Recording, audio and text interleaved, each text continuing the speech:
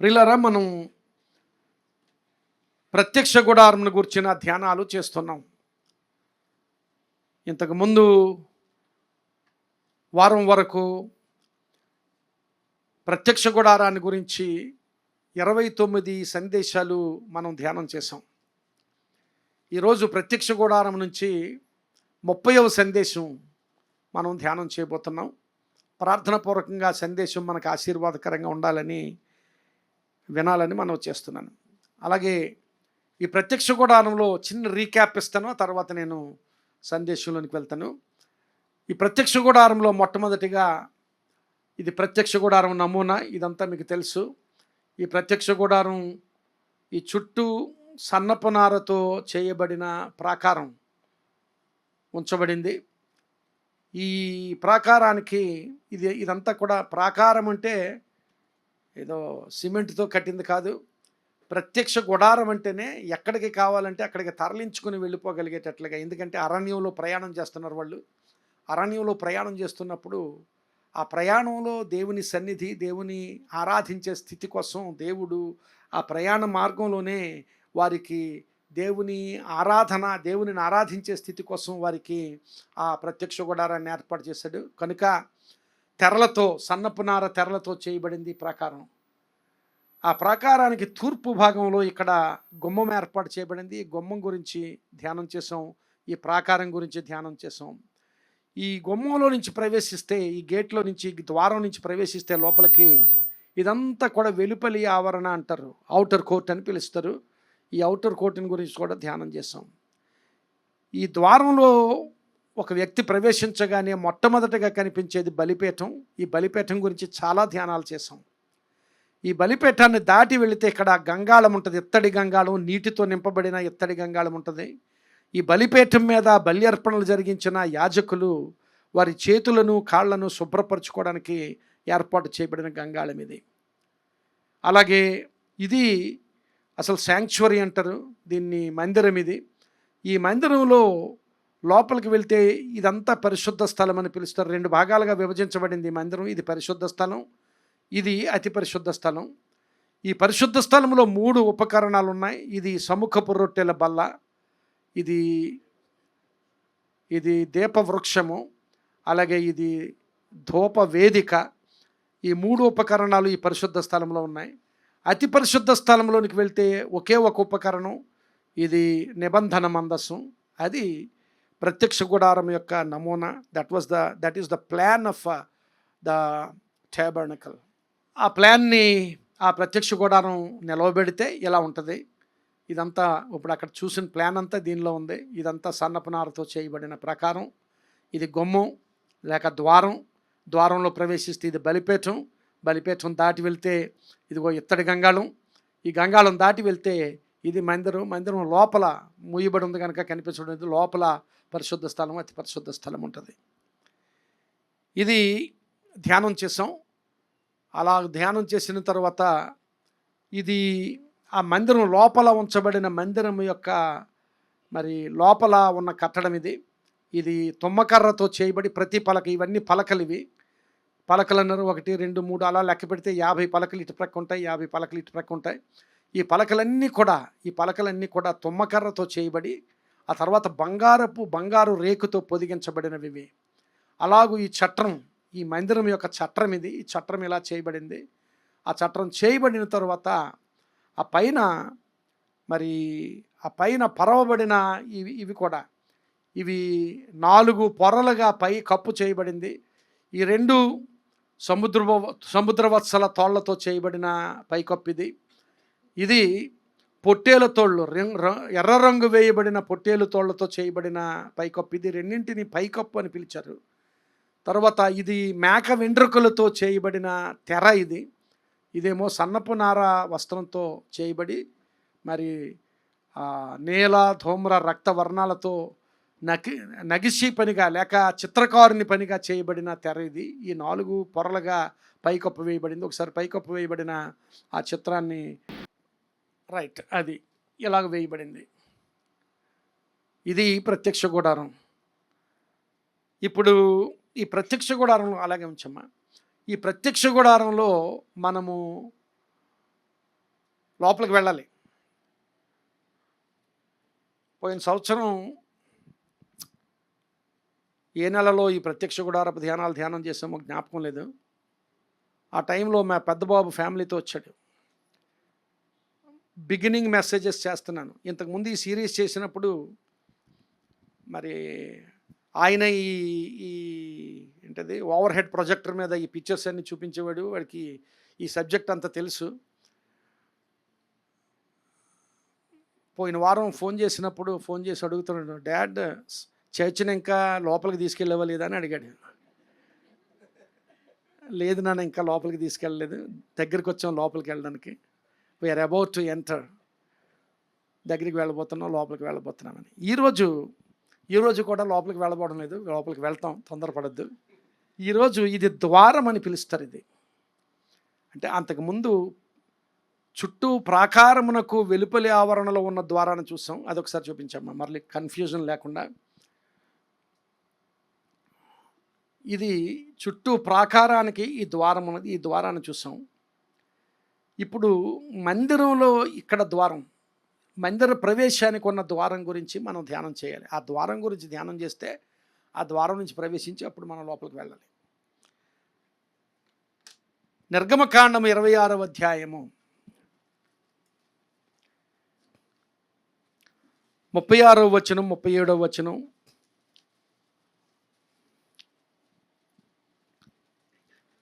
నిర్గమకాండం 26వ అధ్యాయం 36, 37 వచనాలు చదువుతున్నాను.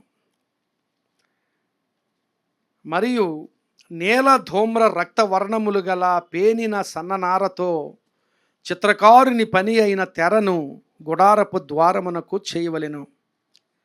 ఆ తెరకు 5 స్తంభములను తుమ్మకర్రతో చేసి వాటికి బంగారు రేకు పొదిగింపవలెను. వాటి వంపులు బంగారువి, వాటికి 5 ఇత్తడి దిమ్మలు పోతపోయవలెను. ఇది ఆ గుడారపు ద్వారమునకు ఇచ్చిన సూచన. 2 వచనాల్లో దేవుడు మోషేతో మాట్లాడుతూ ఆ గుడారపు ద్వారం ఎలా చేయాలో చెప్పాడు. దేవుడు ఈ ప్రత్యక్ష గుడారం గురించి మాట్లాడినప్పుడు ప్రతి చిన్న detail, God was so meticulous in giving the details of the tabernacle. ఈ ప్రత్యక్ష గుడారపు నిర్మాణం కోసం ప్రతి చిన్న విషయం, ఈవెన్ కొలుకులు, తర్వాత ఈ గుండీల గురించి, ఆ గుండీలు దేంతో చేయాలి, కొలుకులు దేంతో చేయాలి, ప్రతి చిన్న విషయం చాలా మెటిక్యులస్గా, ఎంతెంత కొలతలతో చేయాలి, చాలా మెటిక్యులస్గా చాలా వివరాలు ఇచ్చాడు. ఆ ద్వారం గురించి మాట్లాడి ఆ ద్వారం గురించి మాటలు చెప్పాడు. ప్రియులారా, ప్రత్యక్షపు గుడారంలో ముందొక ద్వారం గురించి ధ్యానం చేసాం. ప్రాకారం చుట్టూ ఉన్నది, ప్రాకారానికి ఉన్న ద్వారం. ఇప్పుడు గుడారం లోపలికి వెళ్తున్న మరొకసారి ఆ ద్వారం చూపించాం. ప్రాకారమునకున్న ద్వారం ఒకటి, ఇది గుడారమునకున్న ద్వారం. ఇది ఏమండి, లోపలికి వెళ్ళిన తర్వాత ఇక్కడ ఈ పరిశుద్ధ స్థలానికి, అతి పరిశుద్ధ స్థలానికి మధ్యలో కూడా ఒక తెర ఉంటుంది, అదొక ద్వారం అన్నారు. 3 ద్వారాలు ఉన్నాయి ఈ ప్రత్యక్ష గుడారంలో. వెలుపలి ఆవరణలో ప్రవేశించడానికి ఒక ద్వారం, పరిశుద్ధ స్థలంలో ప్రవేశించడానికి ఒక ద్వారం, అలాగే అతి పరిశుద్ధ స్థలంలో ప్రవేశించడానికి ఒక ద్వారం. ఈ ద్వారం గురించి ధ్యానం చేస్తున్నప్పుడు ఒక విషయం, ఒక ఆలోచన దేవుడు నాకు ఇచ్చాడు. అక్కడ ద్వారాలు చాలా అద్భుతమైన ద్వారాలు అవి. ఆ ద్వారాల గుండానే ప్రవేశం, లోపలికి ప్రవేశం. ఆ ద్వారాలు లేకపోతే అది మూయబడి ఉంటుంది. ఇశ్రాయేలీయుల నేపథ్యాన్ని మనం అప్పటికి గమనిస్తే, అప్పుడు ఇశ్రాయేలు ప్రజలు ఉన్న నేపథ్యం ఎలాంటిది అని గమనిస్తే, ఇశ్రాయేలీయులు 430 సంవత్సరాలు ఐగుప్తు దేశంలో దాస్యంలో ఉన్నారు. దాస్యంలో ఉన్నవాళ్ళు ఆ దాస్యంలోనే 430 సంవత్సరాలు దాస్యంలోనే మగ్గారు. కానీ ఆ 430 సంవత్సరాల్లో మనం చదివినట్లయితే 430 సంవత్సరాల తర్వాత దేవుడు కలుగు చేసుకుని వారిని విడుదల చేసిన సంఘటన గమనిస్తాం. కానీ ఆ 430 సంవత్సరాల మధ్యలో ఎప్పుడు వారి విడుదల కోసం కానీ, లేకపోతే ఇక్కడ మేము ఇలాగూ దాస్యంలో ఉంటున్నామనే భావన కానీ వ్యక్తపరిచినట్లుగా ఎక్కడ మనకి బైబిల్లో కానరాదు. అలాంటి విషయం ఎక్కడ కనిపించదు. 430 సంవత్సరాలు దాస్యంలో ఉన్నవాళ్ళు ఇప్పుడు ఆ దాస్యంలోనే ఒక రకంగా చెప్పాలి అంటే ఇశ్రాయేలు ప్రజలు వేరే దేశంలో, పరాయి దేశంలో దాస్యంలో ఉండి ఆ దాస్యంలోనే మూయబడిన స్థితిలో ఉన్నారు వాళ్ళు. వాళ్ళ జీవితాలు దాస్యం అనే ద్వారంలో మూయబడిపోయాయి. ఆ ద్వారం తెరవబడలేదు. దేవుడు కలుగ చేసుకుని వారు ఆ బానిసత్వంలో, ఆ దాసత్వంలో వారి కష్టం చాలా అధికమైపోతుంటే అప్పుడు జ్ఞాపకం చేసుకున్నారు దేవుణ్ణి. మొర్రపెట్టారు అన్నాడు.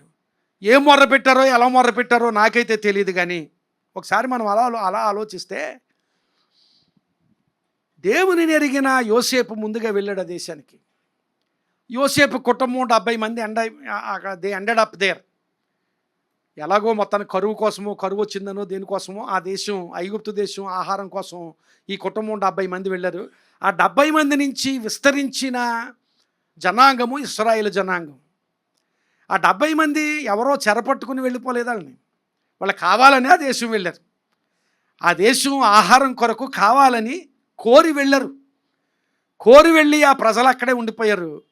అక్కడ ఐగుప్తులు రాజుల్లో యోసేపు తరువాత యోసేపు కుటుంబాన్ని ఎరగని రాజులు వచ్చారు. తర్వాత రాజులు ఎప్పుడు ఒకరే ఉండరు కదా.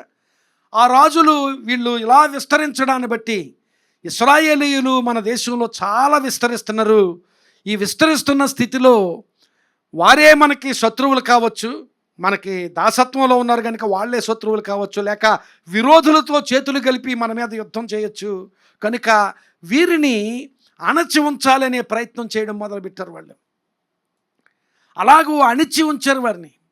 అలాగూ అణిచి ఉంచిన స్థితిలో, ఉంచబడిన స్థితిలో 430 సంవత్సరాలు మూయబడిన స్థితి వారి జీవితాలు. అలాంటి మూయబడిన స్థితిలో దేవుడు ఒక ద్వారం తెరిచాడు. ఏమిటంటే వారిని ఆ దాస్యం నుంచి విడిపించి బయటకు తీసుకుని వచ్చాడు. వచ్చి ఇప్పుడు అరణ్యంలో ప్రయాణం కొనసాగిస్తున్నారు వీళ్ళు. ఈ అరణ్య ప్రయాణం కొనసాగిస్తూ ఉన్నప్పుడు అరణ్య ప్రయాణం కొనసాగింపులో అప్పుడు కూడా మేము బయటకు వచ్చాం, విడుదల పొందాం, చాలా సంతోషంగా ఉన్నాం అన్న స్థితి ఎంతమాత్రం ఉందో తెలియదు. కానీ ఎప్పటికప్పుడు దేవుని మీద విసుగు చెందారు, శనిగారు, నాయకత్వం మీద శనిగారు. కొన్ని సందర్భాల్లో మళ్ళా వెనక్కి వెళ్ళిపోతామని ప్రయత్నం చేశారు. వెనక్కి ఐగుప్తే బాగుంది మాకు అని మరలా వెనక్కి వెళ్ళిపోవాలని ప్రయత్నం చేశారు.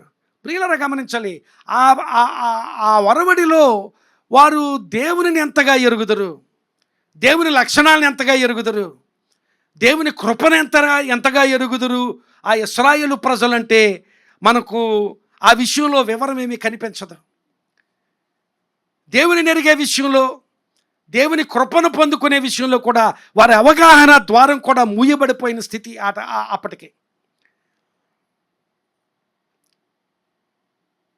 మరొక ప్రక్క మీరు జాగ్రత్తగా నిర్గమకాండం అంతా చదివితే, నిర్గమకాండం గ్రంథమంతా 3వ అధ్యాయం నుంచి 40వ అధ్యాయం వరకు, చివరి అధ్యాయం 40వ అధ్యాయం వరకు అదంతా ఒక సంవత్సర కాలంలో జరిగిన చరిత్ర.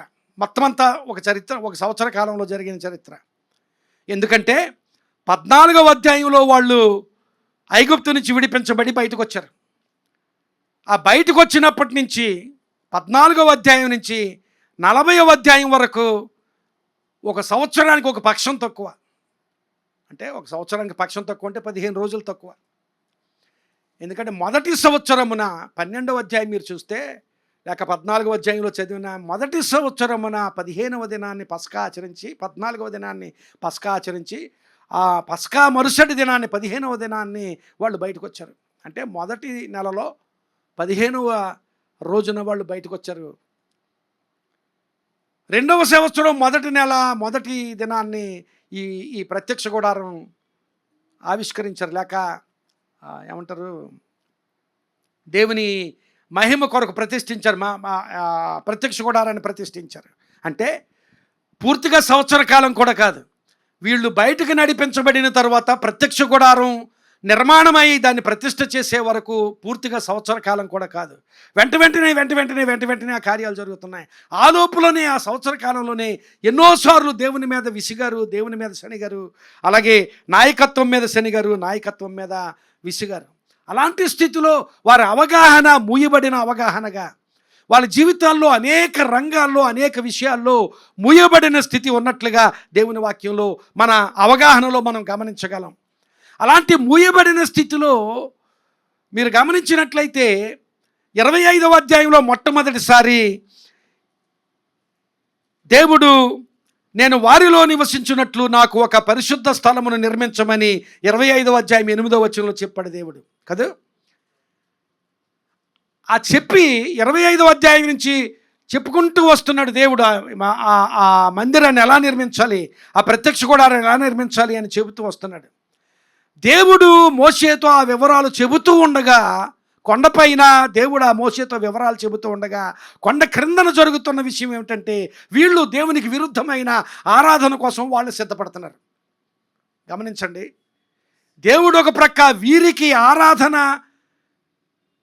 అనుభవాన్ని ఇవ్వాలని ఈ ప్రత్యక్ష గుడారాన్ని గురించి దేవుడు ఆయన ప్రణాళిక, క్రింద వీళ్ళ ప్రణాళిక ఈ దేవుని నుంచి వేరైపోయి వేరే ఆరాధన చేయడానికి వాళ్ళు క్రింద సిద్ధపడుతున్నారు.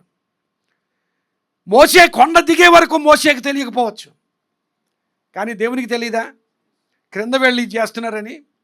అందుకే దేవుడు వారి దేవుని గూర్చిన అవగాహన మూయబడిన స్థితి వారి జీవితాల్లో ఉండగా, దేవుని గూర్చిన అవగాహన, దేవుని గూర్చి వారు తెలుసుకునే నిమిత్తమే దేవుడు ఈ అన్ని ద్వారాల కంటే ఒక పెద్ద ద్వారం, ప్రత్యక్ష గుడారమే ఒక పెద్ద ద్వారం. That itself is a big gate, that itself is a big doorway.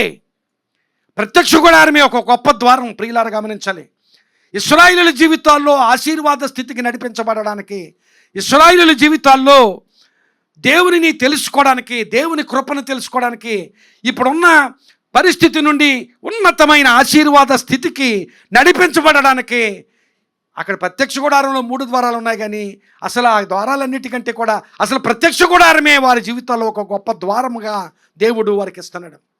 Today let us talk about tabernacle as a big doorway before the children of Israel. ఇశ్రాయేలీయులకు ఈ ప్రత్యక్ష గుడారమే ఒక గొప్ప ద్వారం. ప్రత్యక్ష గుడారంలో ద్వారాలు ఆశీర్వాదకరమే, కానీ అసలు ప్రత్యక్ష గుడారమే దేవుని ఆలోచనలో, ప్రత్యక్ష గుడారమే ఇశ్రాయేలు జీవితాల్లో ఒక గొప్ప ద్వారం. ఎందుకంటే వారి జీవితాల్లో అనేక రంగాలు మూయబడిపోయిన స్థితి.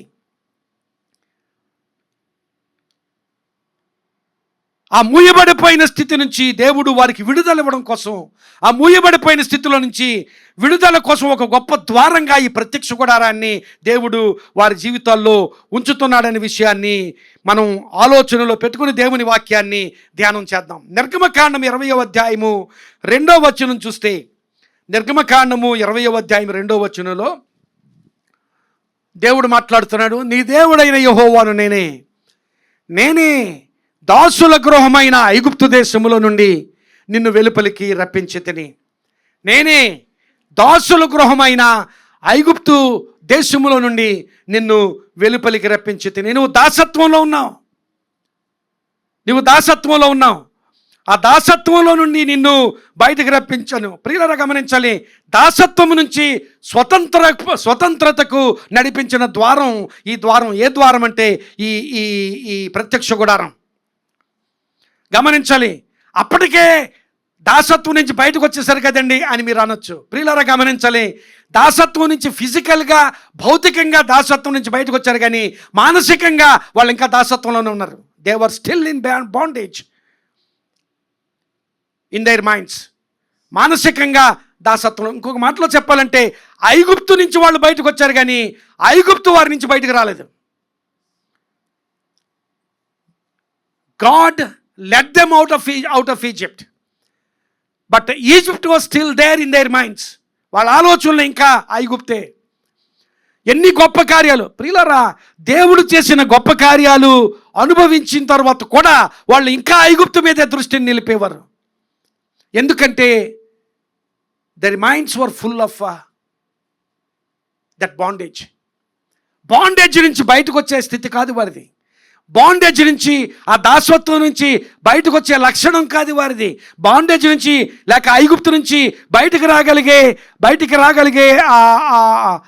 రాగలిగే మనస్సు, అలాంటి మానసిక వైఖరి, మానసిక పరిపక్వత వారికి లేదు.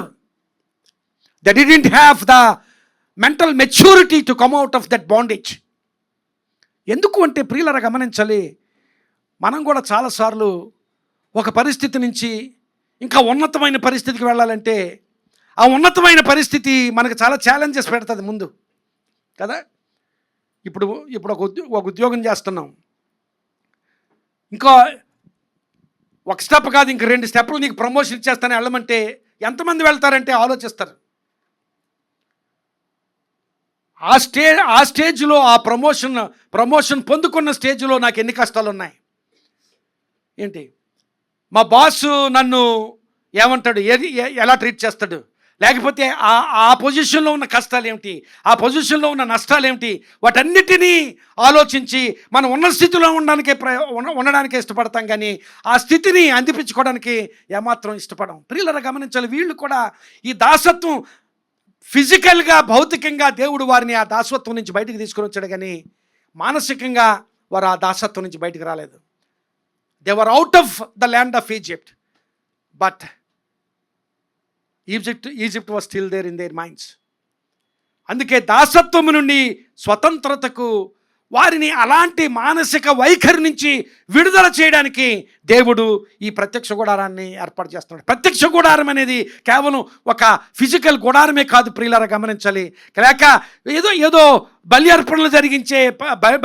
అనే ప్రక్రియ జరిగించే ఒక స్థలం మాత్రమే కాదు. That was everything.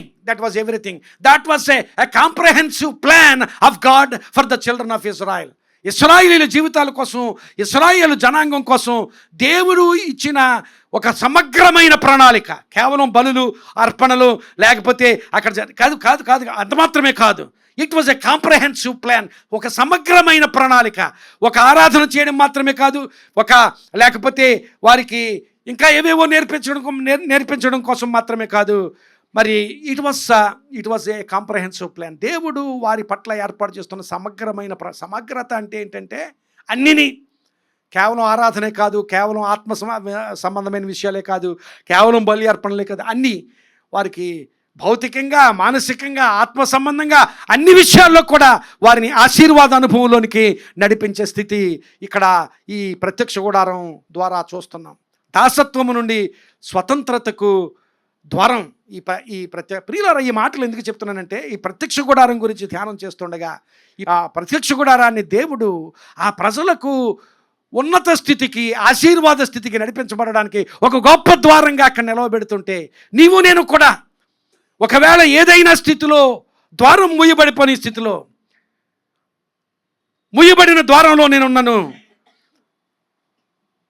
ఒకవేళ ఏదైనా అడిక్షన్లో ఉన్నవా, అడిక్షన్ అంటే ఒకవేళ డ్రగ్సే కానక్కర్లేదు, త్రాగుడే కానక్కర్లేదు, ఒకవేళ అలాంటివి ఉంటే అవి కూడా, ఏదైనా ఎడిక్షన్ అనేది మానసికంగా ఎడిక్షన్ అనేది చాలా రకాలుగా ఉంటుంది.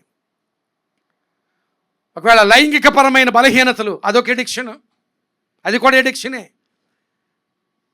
లేక ఏదైనా అలవాట్లు ఎడిక్షన్, ఏవైనా ఎడిక్షన్స్లో బంధించబడి ఉన్నవా, మూయబడిపోయిన పరిస్థితి ఉందా, లేక ఆర్థికపరమైన ఇబ్బందుల్లో మూయబడిన స్థితి ఉందా, ఆరోగ్య విషయాల్లో మూయబడిన స్థితి ఉందా, లేక నీవు చేస్తున్న ప్రయత్నాలు సఫలం కాక మూయబడిన స్థితి ఉందా, లేక ఏ స్థితిలో మూయబడి ఉన్నామో, ఏ స్థితిలో ఇంకా దాసత్వం అనుభవిస్తున్నామో ఆ స్థితి నుండి దేవుడు మనకు విడుదల ఇవ్వడానికి, స్వతంత్రులుగా మనల్ని చేయడానికి ఈ ప్రత్యక్ష గుడారాన్ని దేవుడు మన ముందు ఉంచుతున్నాడు. దేవునికి స్తోత్రం చెప్దాం. హల్లెలూయా. Whatever bondage you are in, whatever state you are closed in, ఏ విషయంలో ముయ్యబడి ఉన్నావో, ఏ విషయంలో దాసత్వం అనుభవిస్తున్నావో ఆ స్థితి నుంచి స్వతంత్రులుగా చేయడం కోసం లేవీయకాండం 26వ అధ్యాయం 13వ వచనం చూస్తే అక్కడ దేవుడు, మీరు ఐగుప్తీయులకు దాసులు కాకుండా వారి దేశములో నుండి మిమ్మల్ని రప్పించితిని, నేను మీ దేవుడినైన యెహోవాను, నేను మీ కాడి పలుపులను తెంపి మిమ్మును నిలువుగా నడవచేసి తిని. ఇంతవరకు నిలువుగా నడిచిన పరిస్థితి మీకు లేదు. మీకు నిలువుగా ఆ మాట చాలా మంచి మాట. మిమ్మల్ని నిలువుగా నడవచేసి తిని. Now you have broad shoulders now. ఇంతకుముందు అలాంటి స్థితి లేదు. ఆ ఐగుప్తు అధికారుల ముందు, ఐగుప్తు జనుల ముందు ఎంతో వంగి వంగి నడవలసిన స్థితిలో నీవు బ్రతికావు. నీ ఆ కాడి పలుపులను త్రెంపివేసి మిమ్మలను నిలువుగా నడువ చేసి తినని దేవుడు మాట్లాడుతున్నాడు. ప్రియులారా, అలాంటి నిలువుగా నడిచే స్థితి, ఏమాత్రం కూడా వంగి వంగి లేక దాసత్వంలో, ఏ పరిస్థితుల్లోనైనా దాసత్వంలో నీవు మగ్గిపోకుండా, లేక ద్వారాలు మూయబడిన స్థితిలో నా ద్వారం మూయబడిపోయింది, అన్ని రంగాల్లో నా జీవితంలో ద్వారాలు మూయబడిపోయాయి, లేకపోతే ఫలానా రంగంలో నా జీవితంలో ద్వారం మూయబడిపోయింది అనే స్థితి ఉంటే ఈ ప్రత్యక్ష గుడారం ద్వారా దేవుడు నీతో మాట్లాడుతున్నాడు. నీ ద్వారాలు తెరిచే దేవుడు. దేవునికి స్తోత్రం చెప్దాం. హల్లెలూయా. నీ ద్వారాన్ని తెరుస్తాడు. నీ దాసత్వం నుండి, నీ బాండేజ్ నుంచి ఆయన విడుదలను ఇస్తాడు. అందుకని గలతీ పత్రికలో 5వ అధ్యాయం 1వ వచనంలో, అది మనకి బాగా తెలిసిన వచనమది, మరి పౌలు రాస్తాడు, ఈ స్వాతంత్ర్యం అనుగ్రహించి క్రీస్తు మనలను స్వతంత్రులుగా చేశాను. ప్రియులారా, గమనించాలి, ప్రత్యక్ష గుడారము అంతా క్రీస్తుకే సాదృశ్యం. ప్రత్యక్ష గుడారంలో ప్రతి విషయము క్రీస్తుకు సాదృశ్యం. ప్రత్యక్ష గుడారం యాజ్ ఏ హోల్, ఒకవేళ ప్రత్యక్ష గుడారం అంతా కూడా మనం యాజ్ ఏ హోల్ మనం దాన్ని ప్రత్యక్ష గుడారంగా తీసుకున్నప్పటికీ కూడా అది క్రీస్తుకు సాదృశ్యం. ప్రత్యక్ష గుడారము వారిని స్వతంత్రులుగా చేస్తుంటే క్రీస్తు నిన్ను స్వతంత్రులుగా చేస్తాడు. Whatever bondage you are in today, ఈరోజు ఏ దాసత్వంలో ఉన్నా, ఈరోజు ఏ మూయబడిన స్థితిలో ఉన్నా, నా ద్వారాలన్నీ మూయబడిపోయాయి. నేను ప్రయత్నం చేస్తున్నాను, ఓపెన్ డోర్స్ కనిపించడం లేదు నాకు. I'm not able to see any open door before me. లేక నేను ఫలానా విషయంలో మూయబడిపోయిన స్థితిలో ఉన్నాను. ఇన్ ద హొరైజాన్ నేను చూడగలిగినంత మేరలో నాకు ఎంత మాత్రం కూడా ఏ ద్వారం తెరవబడిన స్థితి నాకు కనిపించడం లేదు అనుకుంటున్నావా? Christ is your tabernacle. ఆయనే నీ గుడారం. ఆయన నీ ద్వారాన్ని తెరుస్తాడు. ఈ ప్రత్యక్ష గుడారము వారి అవగాహన ద్వారాన్ని ఎలాగైతే తెరిచిందో, యేసుక్రీస్తు ప్రభు అలాగే నిన్ను స్వతంత్రంగా చేసి ఉన్నాడు అని చెప్పి అక్కడ మరొక మాట అంటున్నాడు, మీరు స్థిరముగా నిలిచి మరలా దాస్యమను కాడి క్రింద చిక్కుకొనకుడి. ఒకవేళ ఆయన నీకు ఇచ్చిన స్వాతంత్ర్యాన్ని అబ్యూజ్ చేసి మరలా నీవు దాస్యమనే కాడి క్రింద చిక్కుకోవద్దు అని చెబుతున్నాడు. ఎందుకంటే ఇశ్రాయేలీయులు అదే చేశారు. Time and time again they went in to such bondage in their understanding. They went in to such bondage in there doings. వారి క్రియలలో అలాంటి దాసత్వంలోకి వెళ్ళిపోయారు, ఆలోచనలో అలాంటి దాసత్వంలోకి వెళ్ళిపోయారు, వారి మాటలలో అలాంటి దాసత్వం చూస్తాం. అలాంటి స్థితి ఇశ్రాయేలీయుల జీవితాల్లో కనిపిస్తుంది. చూడండి, నిర్గమకాండము 14వ అధ్యాయము 11-12 వచనాలు చూస్తే అక్కడ ఈ మాటలు ఉన్నాయి. నిర్గమకాండము 14వ అధ్యాయం 11-12 వచనాలు. అంతటి వారు మోషేతో, ఐగుప్తులో సమాధులు లేవని అరణ్యములో చచ్చుటకు మమ్మను రప్పించితివా? మమ్మను ఐగుప్తులో నుండి బయటకు రప్పించి మమ్మను ఇట్లు చేయనేలా? మా జోలికి రావద్దు, ఐగుప్తీయులకు దాసులమొగుదమని ఐగుప్తులో మేము నీతో చెప్పిన మాట ఇదే కదా. మేము అరణ్యమందు చచ్చుట కంటే ఐగుప్తీయులకు దాసులమొగటియే మేలని చెప్పిరి. ప్రియులరా, ఒక అద్భుతం కాదు దేవుడు, ఒక అద్భుతం కాదు, అద్భుతం వెనక అద్భుతం, అద్భుతం వెనక అద్భుతం, అద్భుతం వెనక అద్భుతం, ఎన్నో అద్భుతాలు చేసి వారిని ఇంతవరకు నడిపిస్తే we want to go back to the land of Egypt అంటున్నారు వీళ్ళు. మోషే ఫరో దగ్గరికి వెళ్ళి ఈ ఇశ్రాయేలీయులను బయటకు పంపించమని అడుగుతుంటే ఫరో పదే ఫరో హృదయాన్ని కఠినం చేసుకుని వారిని పంపక ఉంటే దేవుడు 10 శ్రమలను ఆ దేశం మీదకి పంపించాడు. ఫరో కళ్ళు తెరిచేటట్లుగా, ఫరో అవగాహన చేసుకోగలిగేటట్లుగా 10 శ్రమలను పంపించాడు. ఆ 10 శ్రమలను చూశారు వీళ్ళు.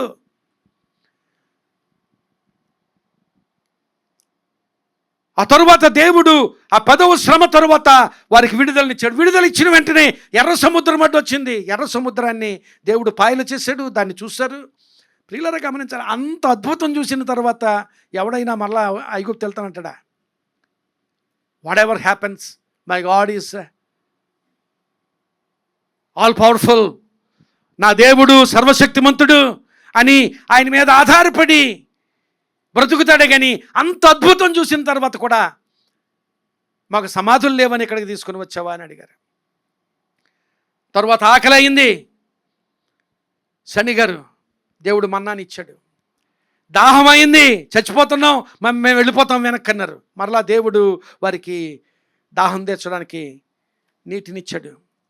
ఎన్ని అద్భుతాలు దేవుడు చేశాడు. కానీ అప్పటికి కూడా దాస్యమను కాడి క్రింద మరలా చిక్కుకుంటున్నారా? పౌలు అదే చెప్పాడు. It was not an easy word. అది తేలిగ్గా తీసుకునవలసిన మాట కాదు. క్రీస్తు మనలను స్వతంత్రులుగా చేశాడు గనుక మరలా దాస్యమును కాడి క్రింద మీరు చిక్కుకొనకుడి. Because the children of Israel did that. అదే విషయాన్ని ఇశ్రాయేలీయులు చేశారు కనుక దాస్యమును కాడి క్రింద మీరు చిక్కుకొనకుడి అని చెబుతున్నాడు. సంఖ్యాకాండంలో 14వ అధ్యాయము 3-4 వచనాలు చూస్తే ఆ సర్వ సమాజము, అయ్యో ఐగుప్తులో మేము ఏల చావలేదు, ఈ అరణ్యమందు మేము ఏల చావలేదు, మేము కత్తివాత పడినట్లు యెహోవా మమ్మును ఈ దేశంలోనికి ఏల తీసుకొని వచ్చాను. దేవుడిని ప్రశ్నిస్తున్నారు. Why did you bring us out? మా భార్యలు మా పిల్లలు కొల్లపోవుదురు, తిరిగి ఐగుప్తుకు వెళ్ళుట మాకు మేలు కాదా అని వారితో అనిరి. వారు మనము నాయకుని ఒకరిని నియమించుకుని ఐగుప్తునకు తిరిగి వెళ్ళుదామని ఒకరితో ఒకడు చెప్పుకుంటున్నారట. We want to go back. మరలా ఒక నాయకుని నియమించుకుని మోసే ఎలా తీసుకొచ్చాడు, వెనక్కి తీసుకెళ్ళేవాడు ఇంకొకటి కావాలి మనకి. మోసే ముందుకు తీసుకొచ్చాడు కనుక వెనక్కి వెళ్ళిపోవడానికి ఇంకో నాయకుని నియమించుకుని మనం వెళ్ళిపోదామని చెప్పుకుంటున్న అంత దుస్థితి ఇశ్రాయేలీయుల జీవితాల్లో ఉంది. ప్రియులారా, ఈ దినాన్ని ఏ దాస్యములో, ఏ ముయ్యబడిన స్థితిలో మనం ఉన్నా క్రీస్తు మనలను స్వతంత్రులుగా చేయగలడు. దేవునికి స్తోత్రం చెప్దాం. హల్లెలూయా. అయితే స్వతంత్రులుగా చేయబడిన తరువాత మరలా దాస్యమును కాడి క్రింద చిక్కుకొనకుడి. దేవుని మాటలుగా ఈ మాటలు మన ముందు ఉన్నాయి. అలాగే యోహాను సువార్త 8వ అధ్యాయం 32వ వచనంలో మనల్ని ఎప్పుడు కూడా స్వతంత్రతలో ఉంచడం కోసం సత్యము మిమ్మలను స్వతంత్రులుగా చేయను. సత్యమిదే. దేవుని వాక్యాన్ని ధ్యానం చేస్తూ దేవుని వాక్యపు వెలుగులో నీవు బ్రతుకుతూ ఉంటే ఈ సత్యము నిన్ను స్వతంత్రుడిగా చేస్తుంది. ఏ దాస్యంలో మగ్గిపోతున్నావో, ఏ మూయబడిన స్థితిలో ఉన్నావో ఆ మూయబడిన స్థితి నుంచి విడుదల కోసం, అలాగే ఏ దాస్యంలో మగ్గిపోతున్నావో ఆ దాస్యం నుంచి విడుదల కోసం దేవుడు ఒక గొప్ప సత్యాన్ని, ఈ సత్యము నిన్ను స్వతంత్రులుగా చేయను. ఈ సత్యాన్ని నీవు ధ్యానిస్తే, ఈ సత్యాన్ని నీ హృదయంలో దాచుకుంటే, ఈ సత్యం నిన్ను ఏలుబడి చేస్తే, అలాగే ఈ సత్యపు వెలుగులో నీవు నడిస్తే ఈ సత్యం నిన్ను స్వతంత్రులుగా చేస్తుంది. ఈ ప్రత్యక్ష గుడారము ఒక గొప్ప ద్వారం. ఎలాంటి ద్వారం అంటే దాసత్వం నుండి స్వతంత్రతకు నడిపించే ద్వారం. లేవీయ కాండము 10వ అధ్యాయము 11వ వచనంలో మరొక విషయం చూస్తాం. యెహోవా మోషే చేత ఇశ్రాయేలీయులకు ఆజ్ఞాపించిన సమస్త విధులను మీరు వారికి బోధించుటకు ఇది మీ తరతరములకు నిత్యమైన కట్టడ అన్నాడు. మోషే చేత ఇశ్రాయేలీయులకు ఆజ్ఞాపించిన సమస్త విధులను మీరు వారికి బోధించుట కంటే, దేవుని సేవకులతో మాట్లాడుతున్నాడు దేవుడు, ఇక్కడ యాజకులతో మాట్లాడుతున్నాడు. మోషే చేత ఇశ్రాయేలీయులకు ఆజ్ఞాపించిన సమస్త విధులను మీరు వారికి బోధించుటకు ఇది మీ తరతరములకు నిత్యమైన కట్టడ. కట్టడ అంటున్నాడు. It is a statute. ప్రియులరా, ఇశ్రాయేలీయులు ఐగుప్తు దేశములో ఉన్నప్పుడు అక్కడ వారికి ఐగుప్తీయుల శ్రమే వారి కట్టడ, కానీ వారికంటూ కట్టడలేదు. ఇశ్రాయేలు ప్రజలుగా ఒక జనాంగంగా ఒక కట్టడ ఉందా వాళ్ళకి? ఏదైనా కట్టడ ఉంటే ఆ ఐగుప్తీయుల రూల్సే ఫాలో అవుతున్నారు తప్పితే వీళ్ళకంటూ మేము ఇశ్రాయేలు జనాంగం మాకంటూ ఒక నియమం. అందుకనే they were people without principle. నియమము లేని ప్రజలు. ఆ మాట కరెక్ట్గా సరిపోతుంది ఇశ్రాయేలు ప్రజలకి. పీపుల్ వితౌట్ ప్రిన్సిపల్, నియమము లేని ప్రజలుగా బ్రతికారు వాళ్ళు. అలాగే ఇప్పుడు బయటకు వచ్చిన తర్వాత కూడా they were still people of no principles. బయటకు వచ్చిన తర్వాత కూడా అరణ్య మార్గంలో ప్రయాణం చేస్తున్నప్పుడు కూడా వారు కట్టడలేని ప్రజలుగా, ఏమాత్రం కూడా నియమము లేని ప్రజలుగా ఉన్నారు. కనుకనే దేవుడు వారికి కట్టడల్ని నిత్యమైన కట్టడ, ఇది నిత్యమైన కట్టడ. ఎందుకంటే లౌకిక స్థితి నుండి దైవిక క్రమశిక్షణకు ద్వారం. అది ప్రత్యక్ష గుడారం ఎందుకు ఇస్తున్నాడంటే దేవుడు God wanted to teach them some principles. God wanted to give them some statutes. వారి జీవితాల్లో ఒక క్రమమైన స్థితిని ప్రియులారా గమనించాలి. అక్కడ అణిచివేయబడి ఐగుప్తు ప్రజలకు వాళ్ళు అప్పగించిన పని చేయడం తెలుసు. మిగిలిన జీవితం అంతా వారి ఇష్టం. కట్టడ లేని ప్రజలు, నియమము లేని ప్రజలు, ఏమాత్రం కూడా క్రమశిక్షణ లేని ప్రజలు. అలాంటి స్థితి నుంచి, అలాంటి లౌకిక స్థితి నుండి దైవిక క్రమశిక్షణకు ద్వారం. అందుకనే దేవుడు ఈ ప్రత్యక్ష గుడారాన్ని ఇస్తున్నాడు. ప్రత్యక్ష గుడారం అంటే ఇంతకుముందు అన్నట్లుగా కేవలం అక్కడ బలి అర్పణలు జరిగే స్థలం మాత్రమే కాదు, లేక ఒక మత సంబంధమైన ప్రక్రియ జరిగే స్థలం మాత్రమే కాదు. It was everything for the children of Israel. ఒక లౌకిక స్థితి నుంచి వారిని ఒక గొప్ప దైవిక క్రమశిక్షణకు నడిపించే ద్వారము ఈ ప్రత్యక్ష గుడారం. నిర్గమకాండము 31వ అధ్యాయము 12-13 వచనాలు చూస్తే, దేవుడైన యెహోవా మోషేతో ఇట్లనెను, నీవు ఇశ్రాయేలుతో నిజముగా నేను నియమించిన విశ్రాంతి దినములను ఆచరించవలెను. మిమ్మును పరిశుద్ధపరచు యెహోవాను నేనే అని తెలుసుకున్నట్లు అది మీ తరతరములకు నాకును మీకును గురుతగును విశ్రాంతి దినాన్ని ఆచరించాలి. ఇదొక principle. You need to observe Sabbath. ఈ విశ్రాంతి దినాన్ని నీవు ఆచరించాలి. అది కట్టడ, అది నియమం. ప్రియులారా గమనించాలి, ఈ నియమం దేవుడే ఏర్పరిచిన నియమం. విశ్రాంతి దినాన్ని పరిశుద్ధంగా ఆచరించాలి, లేక ఆ వారంలో ఆ రోజు దేవుని సన్నిధిలో ఉండాలి. దేవుని సన్నిధిలో ఉండడం అది ఆశీర్వాదం అనే నియమం ఆ కట్టడ దేవుడు ఏర్పాటు చేసింది. అలాంటి కట్టడ వారికి మరొక నియమాన్ని, విశ్రాంతి దినాన్ని తప్పక ఆచరించాలనే నియమాన్ని వారికి నేర్పిస్తున్నాడు. మీరు గమనించారో లేదో, ఈ ప్రత్యక్ష గుడారం అంతా నిర్మాణం చేసిన తర్వాత, ఆ ప్రత్యక్ష గుడారం నిర్మాణంలో దేవుడు మోషేకి ఆజ్ఞాపించినవి. ఈ మాటలు ఎందుకు చెప్తున్నానంటే, మన జీవితాలు ఉన్నతమైన స్థితికి నడిపించబడడానికి, మన బూయబడిన ద్వారాలు తెరవబడడానికి మరొక విశేషం ఏంటంటే, మనమున్న లౌకిక స్థితి, లౌకికమైన ఆలోచనలు అంటే లోక సంబంధమైన ఆలోచనలు, లోక సంబంధమైన కార్యాలు, లోక సంబంధమైన మాటలు, లోక సంబంధమైన జీవితం. అందుకనే యాకోబు భక్తుడు అన్నాడు, ఈ లోక స్నేహము దేవునికి విరోధమని మీరు ఎరుగరా అన్నాడు. ఈ లోక స్నేహం దేవునికి విరోధం అంటే లోకంలో ఎవరితో స్నేహం చేయొద్దని కాదు. లోకము అంటే లోక సంబంధమైన స్థితి, లోక సంబంధమైన ఆలోచనలు, లోక సంబంధమైన జీవిత స్థితి. అలాంటి స్థితి దేవునికి విరోధమని, దేవునికి వైరమని మీరు ఎరుగరా అన్నాడు. నిజమే, ఈ లౌకిక స్థితి నుండి దేవుడు వారిని ఒక దైవిక క్రమశిక్షణలోనికి నడిపిస్తున్నాడు. ఈ ప్రత్యక్ష గుడారం అంతా నిర్మించిన తర్వాత దేవుడు ఇశ్రాయేలీయుల గురించి, లేక మోషేకు సహాయకులుగా ఉన్న వారిని గురించి 39వ అధ్యాయం నిర్గమకాండంలో మాట్లాడతాడు. చూడండి, 39వ అధ్యాయంలో, యెహోవా మోషేకు ఆజ్ఞాపించినట్లు ఇశ్రాయేలీయుల పనంతయు చేసిరి. ఆజ్ఞాపించినట్లు చేసిరి. ఆ మాట గమనించాలి. ఆజ్ఞాపించినట్లు చేసిరి. నా ఉద్దేశం అది. ఆ వాక్యాన్ని చూపించడంలో ఉద్దేశం ఏంటంటే, ఆజ్ఞాపించినట్లు చేసిరి. అంతకుముందు అలాంటి కట్టడలు లేవు వాళ్ళకి. They didn't know any principles, they didn't have any statutes, they didn't have any rules in their lives. వారి జీవితాల్లో ఒక క్రమం కానీ, ఒక నియమం కానీ, ఒక కట్టడ కానీ లేదు. ఇప్పుడు యెహోవా మోషేకి ఆజ్ఞాపించినట్లు ఇశ్రాయేలీయులు ఆ పని అంతయు చేసిరి. ఆ మాట గమనించాలి. తర్వాత వచనం కూడా, మోషే ఆ పని అంతయు చూసినప్పుడు యెహోవా ఆజ్ఞాపించినట్లు వారు దానిని చేసి ఉండిరి, అలాగునే చేసి ఉండిరి కనుక మోషే వారిని దీవించెను. ఆ మాట గమనించాలి. మోషే వారిని దీవించెను. 32వ వచనం కూడా, ప్రత్యక్ష గుడారపు మందిరము యొక్క పని యావత్తును సంపూర్తి చేయబడెను, యెహోవా మోషేకి ఆజ్ఞాపించిన ప్రకారముగానే ఇశ్రాయేలీయులు చేసిరి. ఆ మాటలు గమనించాలి.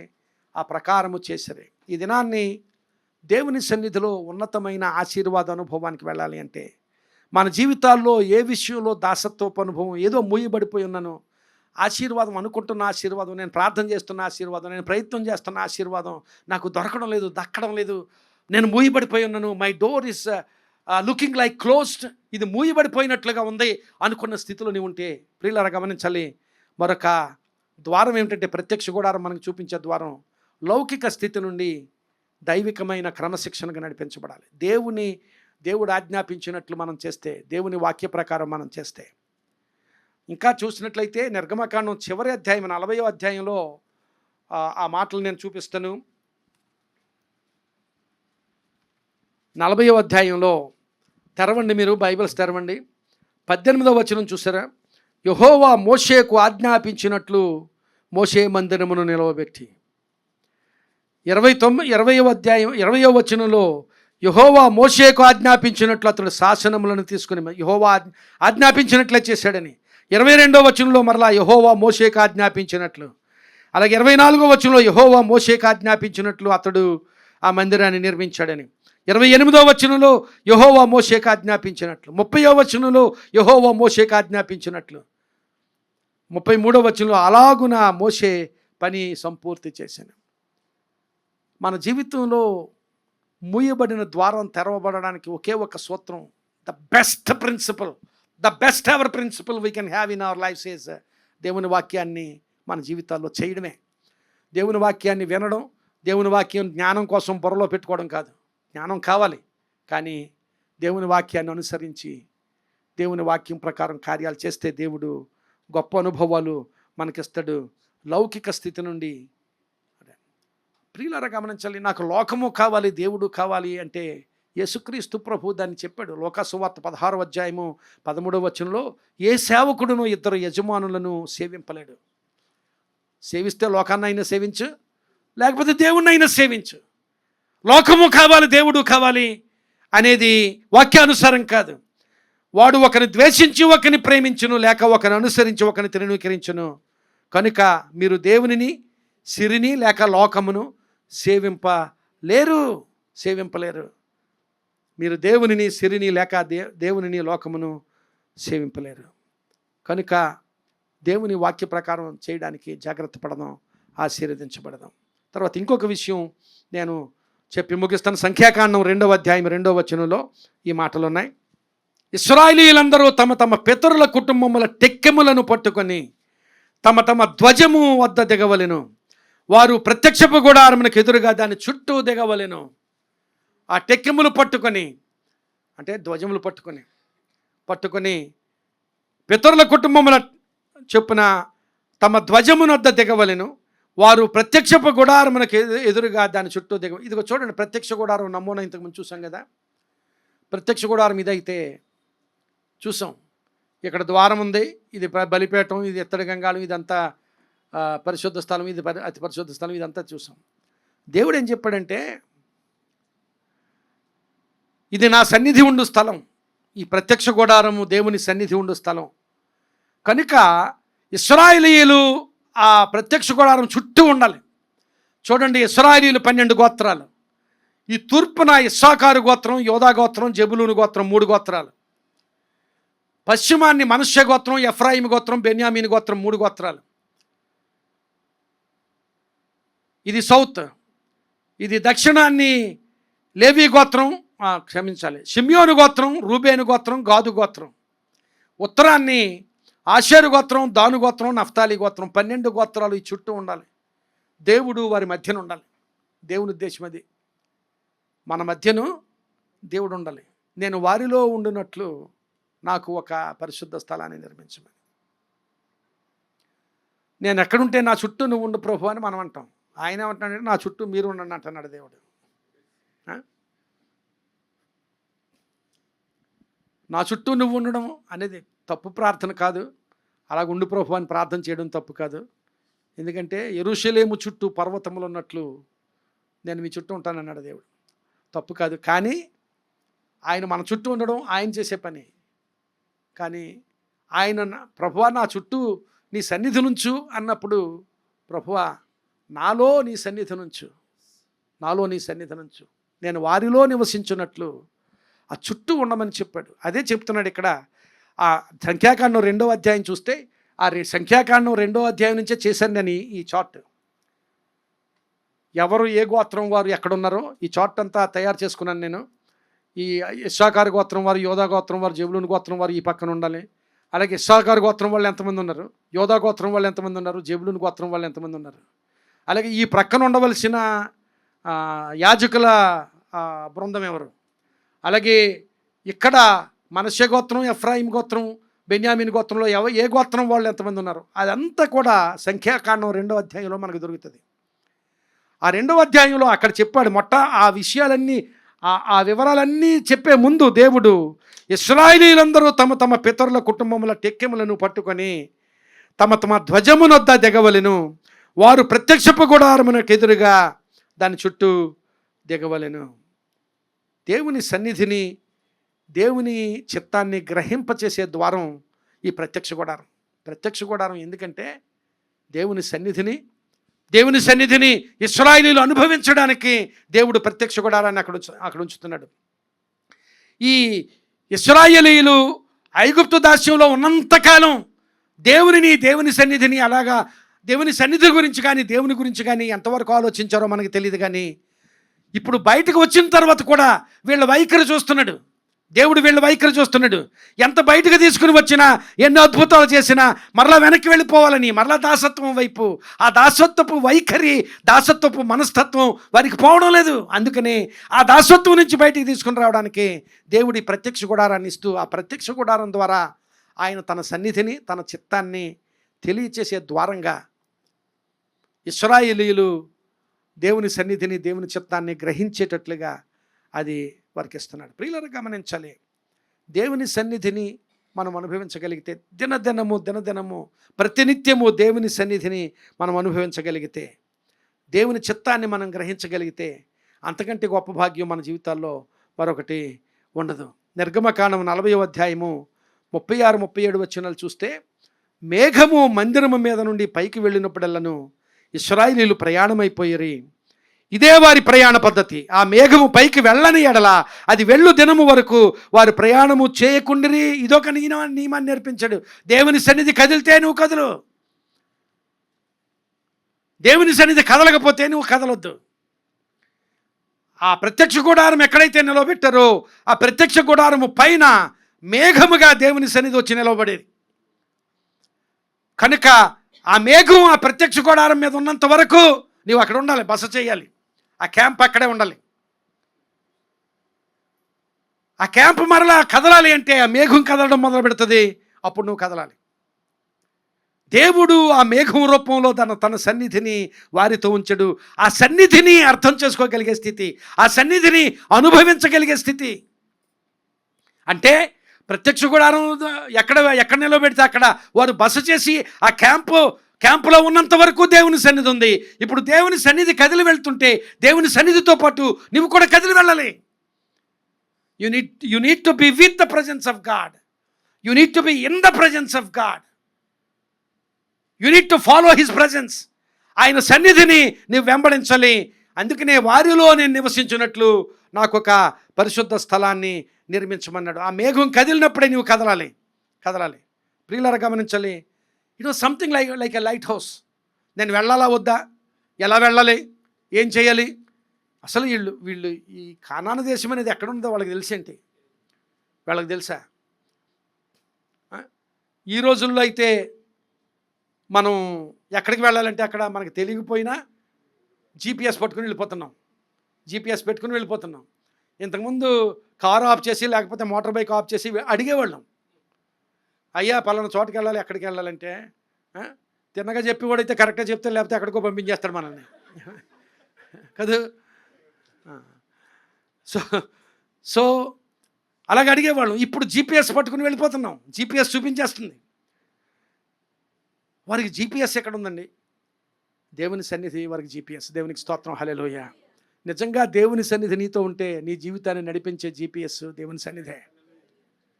దేవుని సన్నిధి నడిపిస్తుంది. దేవుని సన్నిధి నీ గమ్యాన్ని చూపిస్తుంది, నేను నడిపిస్తుంది. దేవుని సన్నిధి ఈ ప్రత్యక్ష గుడారం వారికి, ఆ ప్రత్యక్ష గుడారం పైన మేఘముగా దేవుని సన్నిధి, ఆ దేవుని సన్నిధే వారికి లైట్ హౌస్. ఆ దేవుని సన్నిధే వారికి జీపీఎస్, ఆ దేవుని సన్నిధే వారికి దిక్సూచి. ఎలా వెళ్ళాలి, ఏ ప్రక్కకు వెళ్ళాలి, దిక్సూచి ఆ దేవుని సన్నిధే. 29వ అధ్యాయం నిర్గమకాండము 44 నుంచి 46 వచనం వరకు చూస్తే అక్కడ ఈ మాటలు ఉన్నాయి. నేను సాక్ష్యపు గుడారమును బలిపీఠమును పరిశుద్ధపరిచెదను, నాకు యాజకులగునట్లు అహరోనును అతని కుమారులను పరిశుద్ధపరిచెదను. నేను ఇశ్రాయేలీయుల మధ్య నివసించి, ఆ మాట గమనించాలి, ఇశ్రాయేలీయుల మధ్య నివసించి వారికి దేవుడనై ఉందును. కావున నేను వారి మధ్య నివసించున్నట్లు ఐగుప్తు దేశంలో నుండి వారిని వెలుపలికి రప్పించిన తమ దేవుడైన యెహోవాను నేనే అని వారు తెలుసుకొందరు. నేను వారి దేవుడినైన యెహోవాను వారు తెలుసుకుంటారు. They need to no. ఎందుకంటే వారికి తెలీదు. ఐగుప్తులో ఉన్నంతకాలం గమనించాలి, 430 సంవత్సరాలంటే ఈ బయటకు వచ్చిన వాళ్ళు 5వ తరమో 4వ తరమో 5వ తరమో అయి ఉంటుంది. ఇప్పుడు మనకులాగా బైబిల్ ఉందా వాళ్ళకి? చదవడానికి దేవుని మాటలు ఉన్నాయా? ఏమైనా తెలిస్తే ఒక తరం వారు ఇంకో తరం వారికి తెలియచేస్తే, ఆ తరం వారు ఇంకో తరం వారికి తెలియజేస్తే, ఆ తరం వారు ఇంకో తరం వారికి తెలియజేస్తే, అలాగూ ఏదైనా ఎక్కడో విన్నట్టుగా ఉందా అన్నట్టుగా తెలుస్తుందేమో వాడికి. అంతే కదా. 4-5 తరాలు దాటిపోతే అందులోనూ వాళ్ళకి ఆరాధన లేదు, లేక దేవుని సన్నిధి అని ప్రస్ఫుటంగా కనిపించే స్థితి లేదు. అలాంటి స్థితిలో ఉన్న వారికి ఏమీ అర్థం కాదు. ఇప్పుడు అలాంటి వారిని బయటికి తీసుకుని వచ్చాడు. ఇప్పుడు అంటున్నాడు, ఇశ్రాయేలీయుల మధ్య నేను నివసించి వారికి దేవుడిని అయ్యుందును. అలా వాళ్ళు తెలుసుకుంటారు. They need to know, they will know that I am their God. నేను దేవుడిని యెహోవానని, వారి దేవుడు నేనని వారు తెలుసుకుంటారు అని దేవుడు చెప్తున్నాడు. దేవుని సన్నిధి, దేవుని గురించి వారు తెలుసుకోవాలి. అందుకనే యేసుక్రీస్తు ప్రభు 4వ అధ్యాయం యోహాను సువార్త 34వ వచనంలో, యోహాను సువార్త 4వ అధ్యాయం 34వ వచనంలో, యోహాను సువార్త 4వ అధ్యాయం 34వ వచనంలో, యేసు వారిని చూచి, నన్ను పంపిన వాని చిత్తము నెరవేర్చుటయు ఆయన పని తుదముట్టించుటయు నాకు ఆహారమై ఉన్నది. ఆయన సన్నిధి, ఆయన చిత్తాన్ని నెరవేర్చడం నాకు ఆహారమై ఉన్నది. యేసుక్రీస్తు ప్రభు దేవుని చిత్తాన్ని నెరవేర్చడం, అది నేర్పించడం మనకి, అది నాకు ఆహారమై ఉన్నది అని యేసుక్రీస్తు ప్రభు చెబుతున్నాడు. ఇక్కడ దేవుని సన్నిధిని, ఆయన చిత్తాన్ని మనల్ని గ్రహింపచేసే ద్వారం ఈ ప్రత్యక్ష గుడారం. ఈ దినాన్ని ఏ బానిసత్వంలో, ఏ దాసత్వంలో ఉన్నామో, ఎక్కడ మూయబడిన ద్వారంలో బంధించబడిపోయి ఉన్నామో, ఆ స్థితి నుంచి మనం బయటకు రావాలి అంటే ఈ ప్రత్యక్ష గుడారమైన యేసుక్రీస్తు ప్రభు, ప్రత్యక్ష గుడారం, ఆయనే గుడారం అయ్యాడు మన మధ్యకు వచ్చి. ఆ వాక్యము శరీరధారి అయి కృపాసత్య సంపూర్ణుడిగా మన మధ్య పర్ణశాలయాయను, లేక గుడారమాయను మన మధ్య నివసించను. మన మధ్య గుడారమైన యేసుక్రీస్తు ప్రభు మనకున్నాడు. వారికి ప్రత్యక్ష గుడారం ఉంది, మనకి యేసుక్రీస్తు ప్రభు ఉన్నాడు. కనుక ఆ యేసుక్రీస్తు ప్రభు మనల్ని దాసత్వం నుంచి స్వతంత్రానికి నడిపించే ప్రభు. ఒకవేళ ఏ దాసత్వంలో, ఏ బాండేజ్లో నీవు ఉన్నావో, అది ఏ అడిక్షను, ఏ బలహీనతో, మానసిక బలహీనత అంటే, మానసిక బలహీనత అంటే హాస్పిటల్కి వెళ్ళి మానసిక బలహీనత కాదు. ఏమిటి, మన మనసులో ఉన్న బలహీనతలు. నేను ఇది పౌలు అన్నాడు, ఏమన్నాడు తెలుసా? నేను చేయాలి అనుకున్న మేలు చేయలేకపోతున్నాను, అంటే మంచి చేయలేకపోతున్నాను, చేయకూడదు అనుకుంటున్న చెడునే చేస్తున్నానని.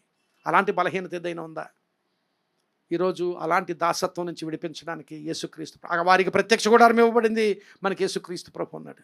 అలాంటి దాసత్వం నుంచి నిన్ను విడిపించి నిన్ను స్వతంత్రంగా చేయడానికి, ఏ బాండేజ్లో నీవు ఉన్నావో, ఏ స్థితిలో ఉన్నావో. ఇంకో మాట చెప్పనా, అలాంటి దాసత్వంలో ఉన్న వారికి ఒక గొప్ప రిహాబిలిటేషన్ సెంటర్ ప్రత్యక్ష గుడారం. చూసారా? నీకు తాగుడు ఉందా, నా దగ్గరికి మేము తగ్గించేస్తామని బోర్డులు ఉంటున్నాయి ఇప్పుడు. లేకపోతే నీకు ఏ బలహీనత ఉన్నా తగ్గించేస్తాం, మా దగ్గరికి రమ్మని బోర్డులు కనిపిస్తాయి. Rehabilitation centres. ఏ దాసత్వంలో ఉన్నా ఆ దాసత్వానికి దేవుడు అక్కడ ఏర్పాటు చేసిన రిహాబిలిటేషన్ సెంటరే ఈ ప్రత్యక్ష గుడారం. మనకొక గొప్ప, ఆ ప్రత్యక్ష గుడారం కంటే మిన్నయైన రిహాబిలిటేషన్ సెంటర్ మనకుంది. అదేమిటంటే యేసుక్రీస్తు ప్రభువే. ఆయనే ప్రతి దాసత్వము నుంచి మనల్ని విడిపించి మనల్ని స్వతంత్రులుగా చేస్తాడు. ఒకవేళ ఏ లోక సంబంధమైన స్థితి మన జీవితాల్లో ఉన్నా, ఆ లోక సంబంధమైన స్థితి నుంచి విడిపించి దైవికమైన క్రమశిక్షకు నడిపించే ద్వారం యేసుక్రీస్తు ప్రభు. అలాగే దేవుని సన్నిధిని, దేవుని చిత్తాన్ని, గ్రహించేటట్లుగా మనకు మన మన మన మనోనేత్రాలు తెరిచి ఆయన చిత్తాన్ని, ఆయన సన్నిధిని గ్రహించగలిగేటట్లుగా మనకు చేయడానికి వారికి ప్రత్యక్ష గుడారం ఇవ్వబడింది. మనకు యేసుక్రీస్తు ప్రభు ఉన్నాడు. మన ప్రత్యక్ష గుడారం యేసుక్రీస్తు ప్రభువే. ఉన్నతమైన ఆశీర్వాద స్థానంలోనికి, ఆశీర్వాద స్థితిలోనికి నడిపించడానికి దేవుడు మనతో మాట్లాడి ఉండగా తల వంచి ప్రార్థన చేద్దాం.